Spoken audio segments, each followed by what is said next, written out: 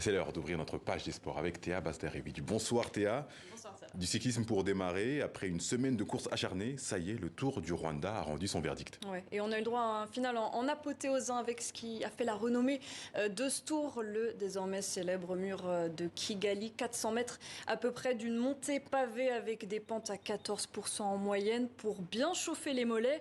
C'était très serré au classement général avant le début de cette 8e et dernière étape dans les rues de la capitale rwandaise. 4 secondes à peine entre les 5 premiers.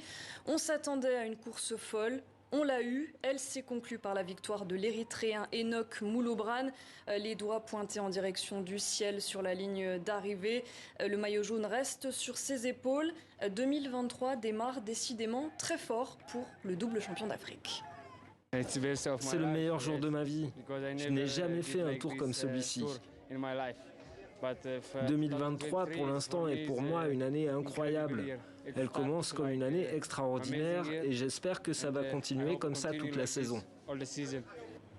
Du basket aussi au programme ce week-end avec les éliminatoires de la zone Afrique pour le Mondial 2023. Ça y est, tous les billets ont été distribués pour le continent africain. Oui, il y en avait 5 au total à prendre pour la phase finale. Elle aura lieu du 25 août au 10 septembre. Compétition qui se disputera dans 3 pays, cette fois Indonésie, Philippines et Japon. Et ce dimanche, tout se jouait entre la Tunisie et le Cap-Vert. Duel à distance qui a tourné à l'avantage des Blue Sharks, les requins bleus, auteurs d'un petit exploit cet après-midi. Une victoire 79-64 contre les Ivoiriens qui les propulsent au premier mondial de basket de leur histoire. Défaite sans conséquence en revanche pour les Ivoiriens déjà qualifiés avant le début de cette rencontre au même titre que l'Angola et l'Égypte. Mention très spéciale pour le Soudan du Sud, l'autre nation à avoir écrit l'histoire ce week-end en se qualifiant comme le Cap-Vert, elle aussi pour sa première Coupe du Monde. Un succès 83-75 arraché vendredi face aux Sénégalais. Incroyable performance pour cette jeune nation qui, je le rappelle, est née il y a seulement 12 ans.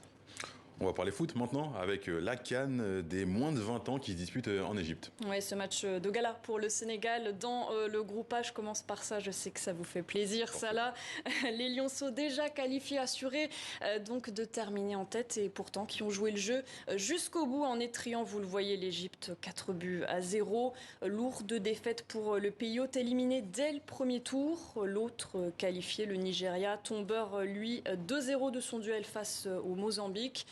Pas beaucoup d'enjeux non plus ce dimanche. L'Ouganda et le Congo étaient déjà qualifiés. 2 rencontres simplement pour déterminer le classement. C'est finalement le Congo qui termine devant avec 5 points malgré un score nul et vierge. Vendredi, c'est la Gambie qui a empoché son ticket pour les quarts de finale. Et puis demain, le Bénin, la Tunisie et la Zambie se disputeront les toutes dernières places. Allez, on termine avec une grande première en Afrique du Sud qui a accueilli hier le championnat du monde de Formule E. Ouais, la Formule E qui n'en finit plus de voyager 2 semaines après avoir découvert l'Inde. Le mondial de monoplace électrique a posé ses pneus dans une autre destination inédite, l'Afrique du Sud, donc au Cap plus précisément. C'était la 5e manche du championnat, un tracé très rapide, très court aussi, 2,921 km très précisément, à faire 30 fois quand même. Et tout ça avec l'imposante montagne de la Table en toile de fond, vous l'avez vu. On a vu pire comme décor et ça a inspiré en tout cas le pilote portugais António Félix da Costa. Regardez, cette manœuvre, elle est parfaite. Ça lui permet de passer devant en toute fin de course. Da Costa qui signe au Cap sa toute première victoire avec la marque Porsche. Merci Théa pour toutes ces infos et à très bientôt. À bientôt.